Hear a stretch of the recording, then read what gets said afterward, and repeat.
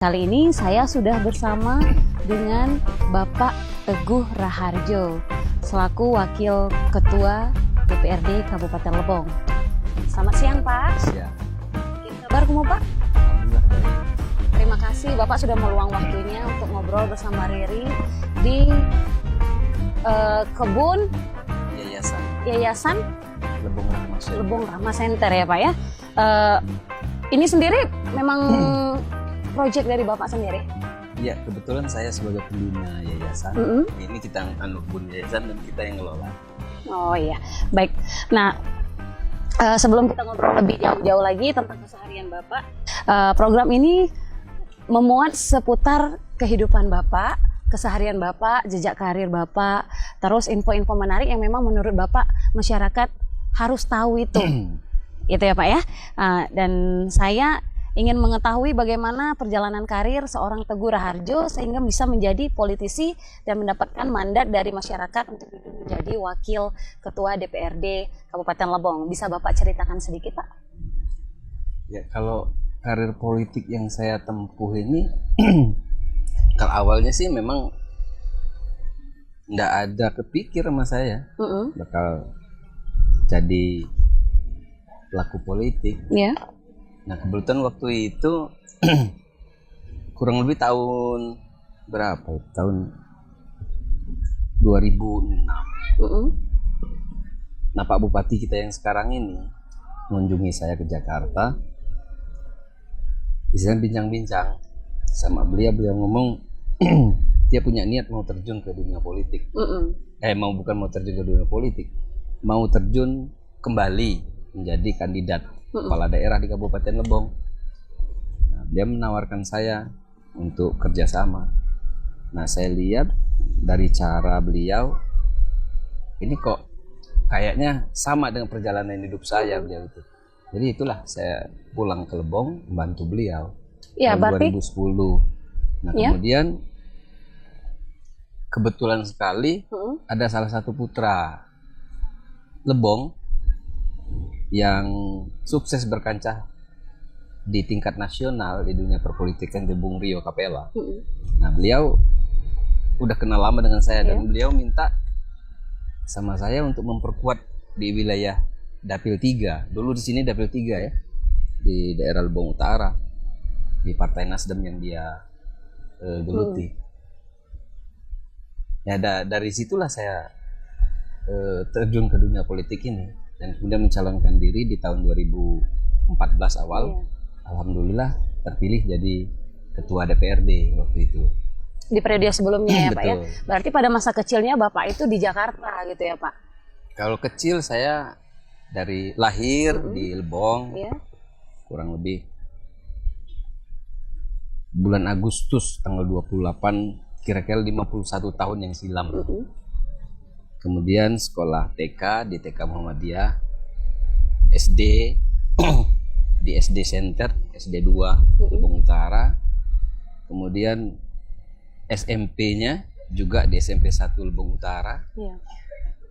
Kemudian SMA juga SMA 1 Lebong Utara kelas 1. Nah, setelah pembagian jurusan naik kelas 2 karena kehidupan ekonomi keluarga yang agak kurang layak waktu itu, saya dipindahkan oleh orang tua saya ke Solo, ke Surakarta. Kebetulan di sana kan ada keluarga. Nah, saya namatkan SMA di SMA 5 Surakarta. Dan kembali ke sini karena panggilan itu tadi ya Pak ya? Ya. Nah baiklah, berarti pada masa sebelumnya Bapak menjadi ketua DPRD Kabupaten Lebong dan di periode sekarang Bapak menjadi wakil ketua DPRD Kabupaten Lebong. Nah, di tengah pandemi COVID-19 ini otomatis pekerjaan itu ada yang berhenti atau berubah perencanaannya. Bagaimana keseharian Bapak itu sendiri? Ya, kembali keadaan lah. Gimana culture ataupun kebiasaan kita di Lebong. Ya, saya bertani juga ya. Bertani juga ya Pak? Kita lihat sekarang ya. Saya bertani cabai, tanaman-tanaman untuk memenuhi kebutuhan jangka pendek lah. Ada tomat, ada terongnya gitu. Itulah kegiatan untuk ngisi-ngisi waktu masa pandemi untuk kegiatan keseharian sementara ini. Iya. Dan bagaimana kesiapan Bapak menghadapi new normal life ini, Pak? Memang seharusnya ini kalau menurut saya itu bukan new normal ya. Iya. Memang kehidupan itu harus begitu ya. Apa yang seperti yang diterapkan di protokoler new normal itu ya, tentang menjaga kesehatan ya, menjaga memelihara kebersihan. Saya rasa itu kehidupan yang memang harus kita lakukan kalau memang kita mau hidup sehat ya. Itu bukan new kalau menurut saya sih. Memang harus diterapkan itu. Nah, menurut sudut pandang seorang Bapak Teguh Raharjo, masalah apa yang membuat yang ada di Kabupaten Lebong yang Anda alami pada masa periode Anda menjadi Ketua DPRD dan sekarang Anda menjadi Wakil Ketua DPRD? Apakah masih ada masalah itu saja atau bagaimana, Pak? Ya kalau permasalahan sih, kalau untuk pembenahan itu masih menurut saya sih masih stuck ya. Iya. Nah, sementara problem yang ada di tengah masyarakat, baik pun kan kita tahu ya mayoritas masyarakat ini petani. Iya. Nah, tanda kutip petani kita nih belum berubah sistem pola bertani. Dari agriculture dia masih tetap aja sampai sekarang agriculture. Belum berubah menjadi ke agribisnis. Ya seharusnya kalau menurut saya, pandangan saya, ke depan itu harus berubah dari agriculture menjadi agribisnis gitu. Karena apa ya? Kita lihat sendiri petani-petani di Lebong ini, dia masih bertani itu dianggap budaya, kebiasaan saja gitu kan. Jadi hanya senang dan suka aja gitu. Nah, sehingga produk-produk dari hasil mereka itu nggak bisa memenuhi untuk kebutuhan yang kira-kira bukan kesehari-hari, kebutuhan yang kira-kira besar gitu ya. Sehingga ketika kebutuhan itu sampai, mereka ini kelabakan, nggak bisa nangani dari pertaniannya. Karena apa? Pertanian yang masih ke arah agriculture ini, mereka itu mengutamakan tentang kuantitas. Gitu. Nah, sedangkan tuntutan zaman ini kalau kuantitas saja itu tidak cukup. Sekarang ini lebih kepada harus ke kualitasnya. Maka harapan saya ke depan agriculture yang sudah menjadi kebiasaan di petani Lebong itu sedikit berubah, bisa mengarah ke arah bisnisnya, ke agribisnisnya gitu. Nah, sehingga nanti apa-apa yang dihasilkan dari petani-petani Lebong ini bisa masuk ke level menengah gitu. Seperti sekarang kan di Lebong kan sudah ada Indomaret, sudah tuh Alfamart kan. Ya mudah-mudahan ke depan nanti ada mall. Nah, sehingga produk-produk pertanian kita itu kalau mengutamakan kualitas bisa masuk ke situ dan kita mendapat pangsa pasar ataupun nilai harga yang lebih gitu kan. Itu harapan kita. Solusinya menurut Bapak gimana kepada petani? Ya kita rubah, harus masyarakat Lebong harus rubah dari mindset ya, pola pikirnya dan pola kerjanya juga. Jangan lagi kita ini masyarakat yang konsumtif gitu. Nah, Lebong ini tidak bisa dipungkiri ya, jadi masyarakat Lebong ini di bawah tahun 80, di bawah tahun 70 itu menyandang gelar itu masyarakat yang konsumtif. Karena apa? Alamnya masih menunjang.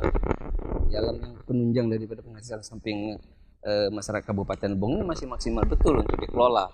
Salah satunya pertambangan emas tradisional itu kan. Nah, hari ini itu sudah tidak memungkinkan lagi, sudah tidak berpotensi lagi untuk memenuhi kebutuhan masyarakat petambang itu. Jadi kalau menurut saya dari kebiasaan yang konsumtif, ke depan kita harus merubah masyarakat Kabupaten Lebong menjadi masyarakat yang produktif gitu ya. Nah, salah satunya seperti yang kita lakukan sekarang ini, ya kelola lahan yang ada, manfaatkan lahan yang ada. Karena apa? Kalau menurut saya tanah itu dari sejengkal per sejengkalnya itu sama aja dengan emas kok.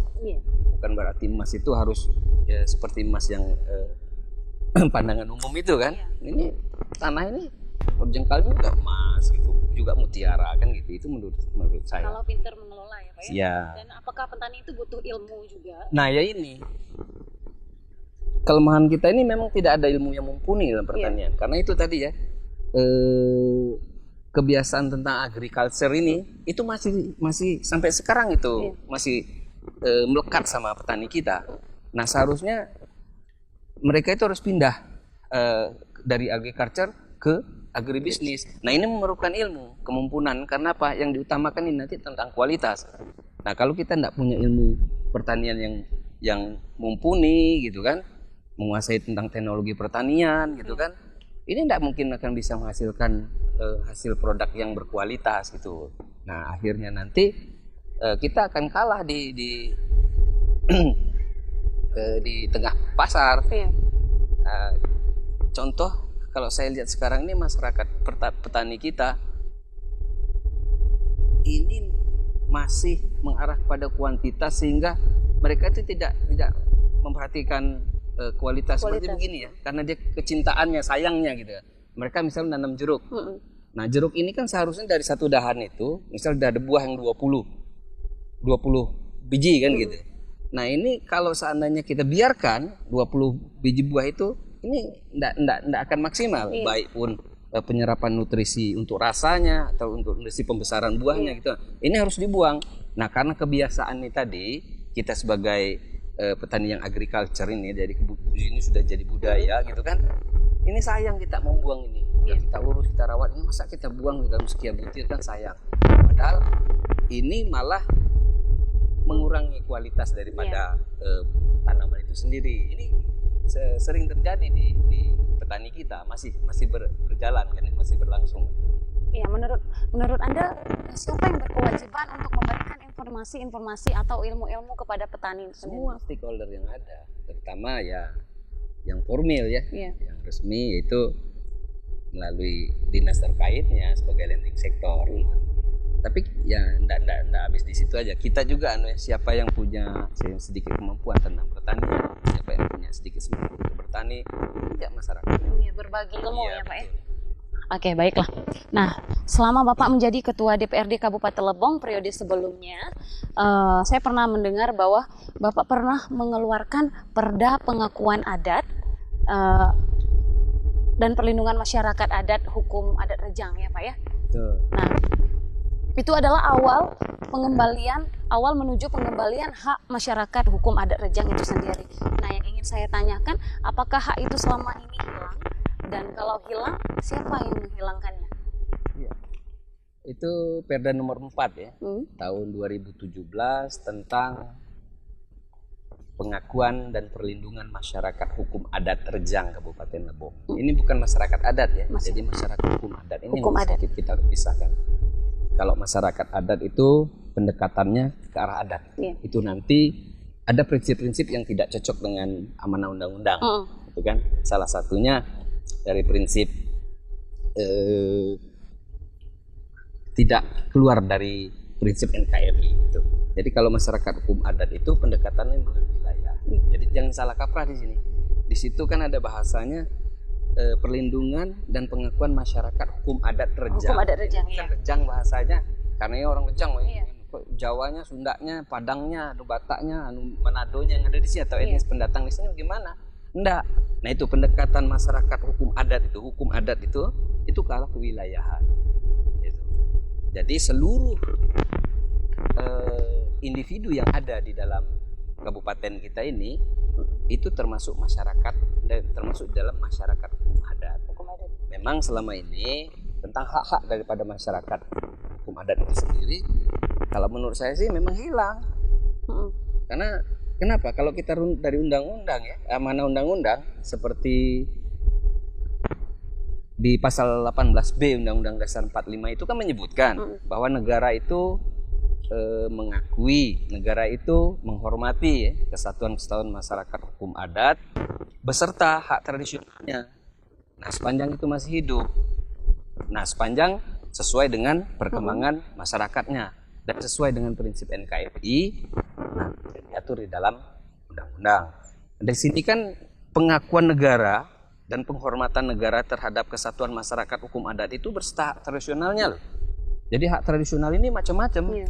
Hak tradisional masyarakat hukum adat ini, seperti misalnya lembaga adat itu merupakan hak tradisional masyarakat hukum adat. Kemudian hukum adatnya sendiri, kemudian seni dan budayanya, kemudian tulisan dan bahasanya, terus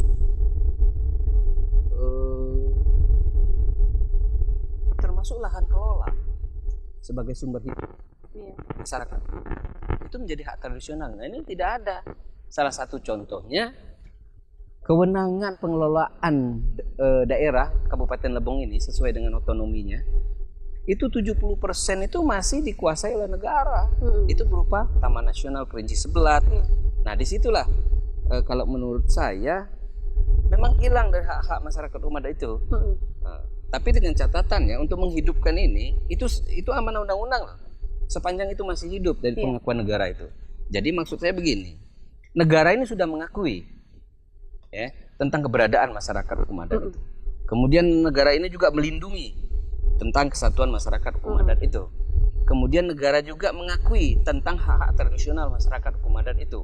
Kemudian negara itu juga melindungi tentang hak tradisional masyarakat hukum adat itu. Nah, satu pertanyaan kita, kenapa ini bisa hilang? Nah, berarti ada amanah yang tidak dilaksanakan. Itu pemerintah daerah sebagai perpanjangan tangan pemerintah pusat itu melanjutkan. Itu apa yang menjadi tujuan daripada negara, apa yang menjadi amanah undang-undang, dan apa yang menjadi tujuan pemerintah pusat gitu loh. Itu pemerintah daerah yang harus melaksanakannya sesuai dengan amanah undang-undang tadi. Atur dalam undang-undang. Nah, itulah makanya saya waktu itu menjabat sebagai Ketua DPRD Kabupaten Lebong berinisiatif, yang saya minta dengan kawan-kawan 24 orang yang ada di Dewan beserta saya, orang 25 ini membuat ini, menginisiasi satu gagasan, satu terobosan. Yuk, coba ya kita bareng-bareng kita kaji, kita minta mitra kira-kira yang cocok dan layak untuk bersama-sama mengkaji tentang ini. Itulah kita kerjasama dengan NGO, teman-teman Akar Foundation, kemudian dengan teman-teman akademisi dari Universitas Hulu untuk mengkaji tentang inisiatif kita untuk membuat satu regulasi berupa produk undang-undang lokal, yaitu Perda nomor 4 tahun 2017 tentang pengakuan dan perlindungan masyarakat hukum adat Kercang Kabupaten Lebong itu. Berarti sudah diperdakan ya Pak ya? Sudah. Oke, dan kondisi ideal seperti apa yang diharapkan oleh Anda dengan adanya Perda tersebut Pak? Ya, hak tradisional masyarakat hukum adat itu harus pengakuannya jelas supaya masyarakat hukum adat Kabupaten Lebong ini mempunyai kepastian hukum yang jelas. Kemudian harapan kita mereka itu mendapatkan hak tuntut gitu loh. Seperti misalnya apa yang menjadi hak tradisional mereka, salah satunya lahan kelola sebagai sumber hidup mereka. Itu mereka punya hak untuk menuntut itu gitu. Nah, harapan kita negara memenuhi itu karena undang-undangnya sudah ada. Tapi alhamdulillah saya kalau tidak salah di tahun 2018 akhir bersama Pak Bupati dan Kepala Dinas Lingkungan Hidup Kabupaten Lebong itu pernah hearing di kementerian. Terus waktu itu kemudian memang alhamdulillah ditemui langsung atau dihadiri langsung oleh Ibu Menteri Kehutanan dan Lingkungan Hidup. Nah, usulan kami ini kami sampaikan.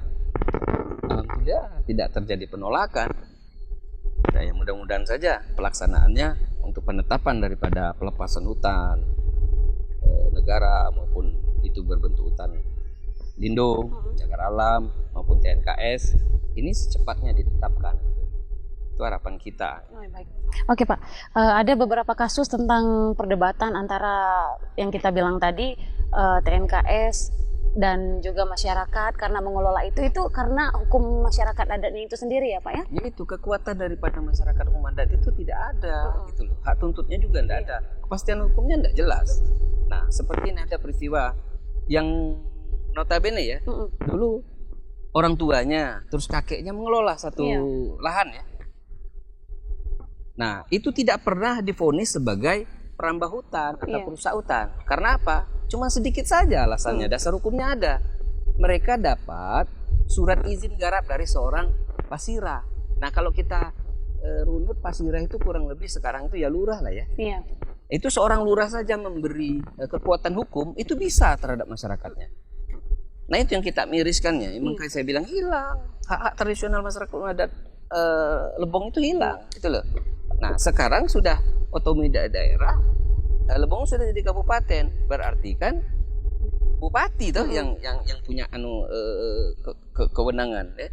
itu kekuasaannya lebih daripada lurah. Lurah saja waktu itu memberi sedikit dasar hukum ya, kekuatan hukum pada masyarakatnya untuk memberi sedikit oret-oretan bahwa ini lahan atau lokasi ini boleh dikelola gitu. Jadi anunya dasar hukum yang menjadi dasar hukumnya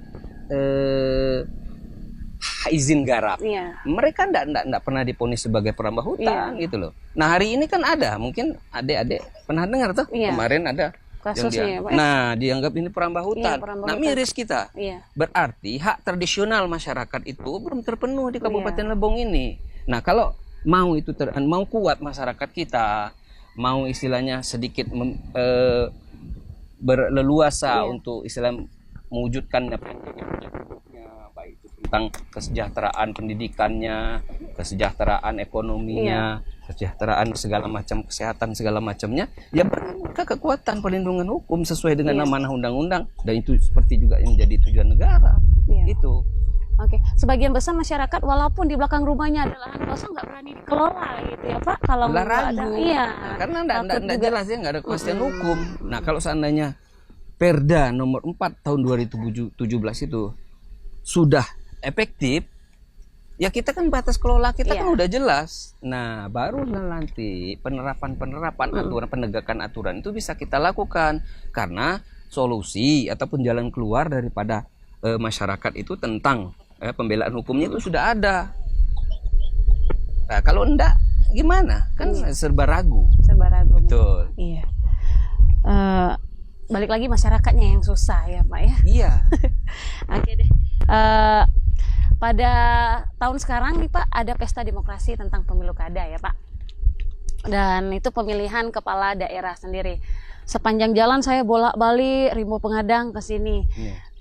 Terlihat ada foto Bapak yang ganteng di sana. Saya ingin nanya nih, benar ada isunya Bapak maju untuk ikut pilkada tahun ini? Insya Allah maju ya. Karena itu udah jadi tekad dan niatan.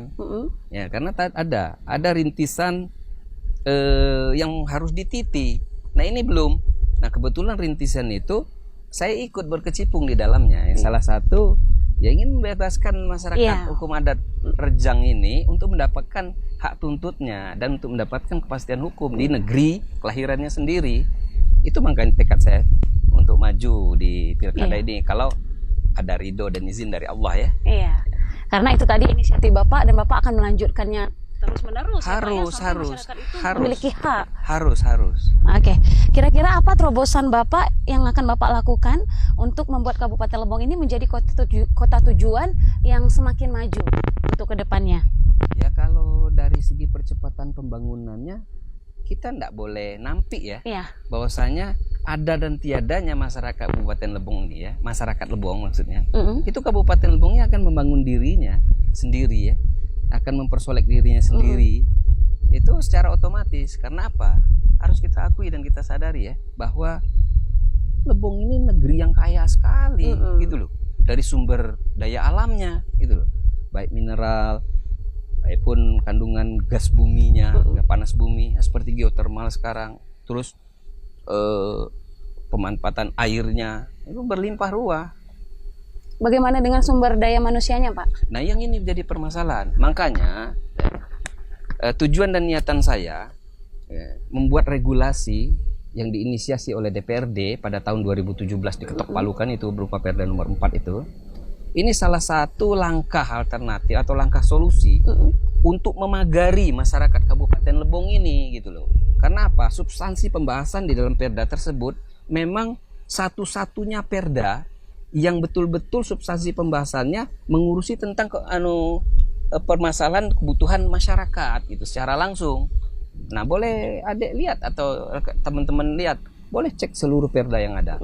Satu pun Perda tidak ada yang membahas tentang substansi langsung kepada urusan masyarakat gitu lah, kepada individu masyarakatnya. Nah, yang baru ada itu ya Perda nomor 4 itu. Nah, tujuan kita ini untuk memagari ini infrastruktur Lebong ya, kita sudah akui. Alhamdulillah ya. Kita sama-sama lihat kemajuannya pesat sekali. Nah, kemudian satu yang kurang, perimbangan daripada infrastruktur ini, yaitu suprastruktur gitu loh. Nah, infrastruktur ini ya, itu karena ini istilah tujuan tujuan pokok dari setiap program gitu, ya. Oh ya, karena ini berupa alat untuk mempercepat gitu, segala macam ya. Nah, ini setiap orang yang mempunyai pemikiran itu pasti arah mindset pemikirannya ke arah situ, ke arah infrastruktur percepatan itu. Nah, sehingga apa yang menjadi faktor penyeimbangnya lupa, yaitu suprastruktur. Nah, suprastruktur ini menangani, membahas dan mengelola tentang sumber daya manusianya gitu. Apakah Anda setuju Pak tentang putra-putri daerah Lebong itu yang lebih diutamakan? Nah, harus. Makanya salah satu rujukan ya. Jadi politik hukum daripada Perda nomor 4 itu arah kebijakannya ke sana gitu loh. Untuk membangkitkan sumber daya manusia Lebong ini gitu. Ya, beli perlindungan. Kan begini deh ya. Kalau seseorang itu diakui keberadaannya dan dilindungi juga keberadaannya, kekuatannya kan ada. Iya. Nah, begitu juga masyarakat. Ya kita akui dulu lah keberadaannya. Kemudian kita lindungi juga tentang keberadaannya. Apalagi sampai ke hak-haknya kita akui dan kita lindungi. Ya kekuatannya ada. Iya. Sejauh ini saya lihat putra-putri daerah Kabupaten Lebong itu Pak banyak yang sarjana, banyak yang menempuh pendidikan yang tinggi. Cuman mereka tidak memiliki kesempatan. Setujukah Bapak kalau saya bilang seperti itu? Boleh jadi. Tidak memiliki kesempatan itu sendiri. Bisa ke sana. Ya mungkin itu yang Bapak bilang tadi, tidak adanya pengakuan hak-hak itu tadi ya Pak ya. Harus ada regulasi yang jelas gitu loh, supaya masyarakat itu punya kepastian hukum gitu. Jadi mereka bisa berbuat, bisa beride, bisa bergagasan, bisa berkreativitas gitu loh. Karena kekuatan hukumnya ada gitu. Dari pengakuan mereka dilindungi oleh undang-undang itu, walaupun itu undang-undang lokal, tapi undang-undang lebih tinggi itu ada memerintahkan dan mengamanahkan tentang itu gitu loh. Oke, menarik. Oke deh, sejauh mana nih kesiapan Bapak? Tadi kan terpotong tuh, kita masih bahas hukum adat, sejauh mana nih persiapan Bapak untuk maju ke pilkada? Ya kalau untuk maju ke pilkada ini, ya kalau persiapan selalu ini ya. Di setiap saatnya, detik, jam, hari, minggu, bulan. Tapi satu catatan, ya saudara-saudara kita dukung lah, gitu kan. Nah kalau itu didukung, ya udah siap pokoknya. Iya. Walaupun siap sendiri, kalau tanpa dukungan susah juga ya Pak ya. Harus didukung juga ya Pak ya. Iyalah, iya. Oke deh. Nah, kemajuan suatu daerah itu kan tidak lepas dari peran pemuda. Bagaimana cara Bapak untuk memberi panggung kepada pemuda itu nantinya Pak? Ya kita bangkitkan semangatnya. Terus kita bikinkan wadahnya. Nah, bukan saja membangkit dengan membikin itu lalu kita biarkan. Ya salah satu tadi yang saya bilang tadi, arah kebijakan dan politik hukum daripada Perda nomor 4 itu mengarah ke sana. Ini kita tidak, jadi saya tidak bicara tentang retorika gitu ya. Tidak bicara tentang berandai-andai. Jadi kita bilang kita dukung, kita beri semangat, terus kita buatkan wadahnya. Kemudian satu pertanyaan kita, dasar kekuatan hukum dari dia ini sudah ada enggak? Nah, terus apa yang memayungi dia ini? Gitu loh. Nah, ini yang kita atur dalam regulasi nomor 4 itu gitu. Itu mengembalikan kembali apa yang menjadi hak kita ya, masyarakat ini. Oke. Dari panjang perjalanan kita ngobrol tadi nih Pak. Apa yang membuat Perda nomor 4 itu tidak diterapkan, Pak? Ya mungkin pemahamannya yang kurang masuk. Mereka cuma mengkaji tentang nomenklatur dan membahas tentang substansi pembahasan di dalam perda tersebut gitu loh. Mereka tidak mengkaji tentang arah kebijakannya ini nanti bagaimana gitu loh. Terus politik hukumnya ini apa gitu. Isi daripada segala macamnya ya ke arah bagaimana ending dan goalnya ini ruh. Nah kalau mereka tidak mengkaji tentang ruhnya, mereka tidak tahu maksud dan tujuannya. Mereka cuma baca perda nomor 4 itu, cuma bahas tentang tata kelola hutan saja. Padahal tidak begitu. Di situ ingin menghidupkan apa yang menjadi hak tradisional, gitu loh. Dan hak tradisional itu bisa hidup dalam pengakuannya, itu harus dihidupkan. Itu di dalam amanah undang-undang. Ini tugas kita bersama masyarakat Lebong untuk menghidupkan ini seluruh hak tradisional kita. Nah, salah satu kami juga ada kerjasama dengan salah satu NGO, yaitu AMAN ya, Aliansi Masyarakat Adat Nusantara. Ini untuk menghidupkan ya apa yang menjadi hak tradisional. Salah satunya kita ada launching buku waktu itu di, kalau tidak salah di bulan Juli ya tahun 2019. Itu buku judulnya Tuan Nanok Langi ya. Nah di dalam buku Tuan Nanok Langia ini membahas tentang Tato Cao, pengobatan tradisional suku asli Rejang. Itu sudah kita launchingkan. Nah, kemudian salah satu buku lagi yang sudah kita launchingkan juga itu tentang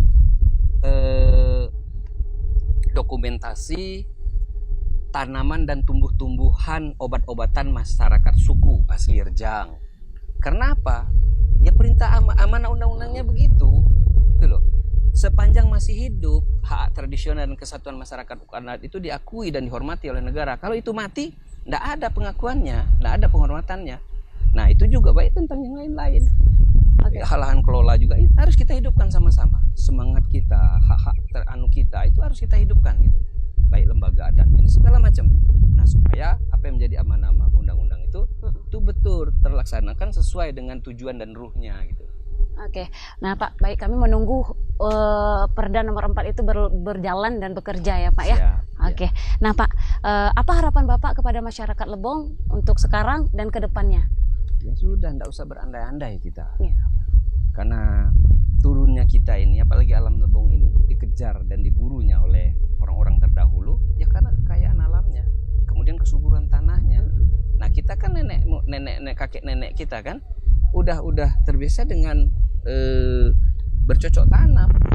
Ya kita kelola tanah yang ada, maksimalkan, terus perdalam ilmunya dan kuasai ilmunya. Gitu loh. Supaya pemenuhan kebutuhan jangka pendek seperti ini ya, tidak tanam cabai. Ini untuk pemenuhan jangka pendek ini ya. Nah, kemudian nanti harus juga kita kaji, jangan sampai di sini saja kajian kita ataupun arah kita sekadar pemenuhan jangka pendek aja. Nanti kita terjebak sebatas perut aja. Nah, jangka panjangnya pun harus gitu. Dan alhamdulillah saya juga di program untuk penanganan kebutuhan jangka panjang saya lakukan. Saya itu bertanam di depan sana. Nanti kalau ada waktu ya silakan kita ke sana ya. Itu tanam gaharu, pohon gaharu. Itu untuk penanganan kebutuhan jangka panjang. Jadi dari seluruh lini itu saya harap ya, ayo kita sama-sama masyarakat Kabupaten Lebong. Jangka pendeknya gimana dan jangka panjangnya bagaimana ini harus kita perhatikan. Nah, satu saya sedikit memberi pesan moral mungkin ya yang lebih cocoknya. Jangan sampai kita terjebak di satu kegiatan itu ya, terjebak ke dalam program. Nah, maksud saya begini. Kan ada program nih, entahkah program pusat, entahkah ada program pemerintah daerah melalui landing sektor dinas terkaitnya. Seperti ini program jangka panjang katanya, jangka panjang sehingga mereka membagi-bagikan tanam-tanaman, buah-buahan seperti mangga, duren atau pala segala macam.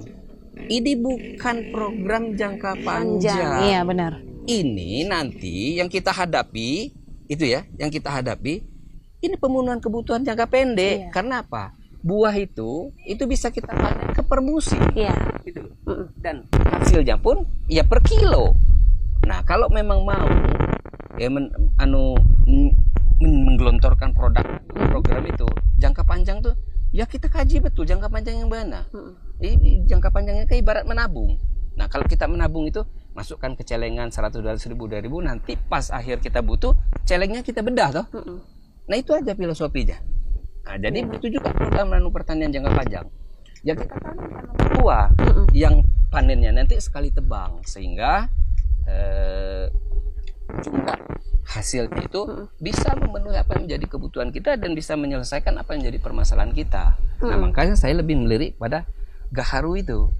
Ya, menarik tentang program-program yang Bapak bilang tadi ada dari lini sektornya masing-masing ya Pak, yang tentang Curug Gerga itu sendiri Pak. Selama setahun belakangan itu kan buahnya kurang maksimal. Ya ini tadi, karena apa? Petani kita ini ya masih arah pemikirannya kepada petani yang agriculture gitu loh. Hanya sekadar budaya. Kami bertani, kalau kami ada lahan kami kelola dan kami tanami, sudah berarti kami bertani kan gitu.